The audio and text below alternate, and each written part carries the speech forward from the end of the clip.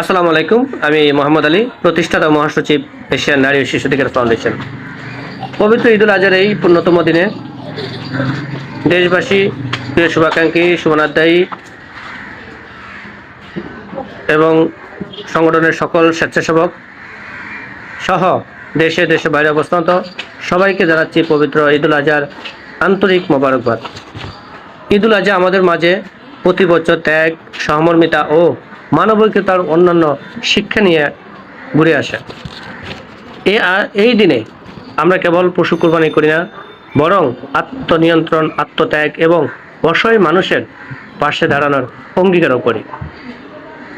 আসুন ঈদের আনন্দ ছড়িয়ে দেই সমাজের প্রতিটা স্তরে, বিশেষ করে নারী ও শিশুদের মাঝে, যাদের সুরক্ষা ও অধিকার রক্ষায় আমরা প্রতিশ্রুতিবদ্ধ। ত্যাগের মহান আদর্শকে ধারণ করে আমরা যেন মানবিকতা, সহানুভূতি ও ন্যায়বোধের পথে এগিয়ে যেতে পারি, এই কামনাই করছি। সবাই ভালো থাকবেন, সুস্থ থাকবেন। আবারও সবাইকে জানাচ্ছি পবিত্র ঈদুল আজহার শুভেচ্ছা। ঈদ মোবারক, ঈদ মোবারক, ঈদ মোবারক।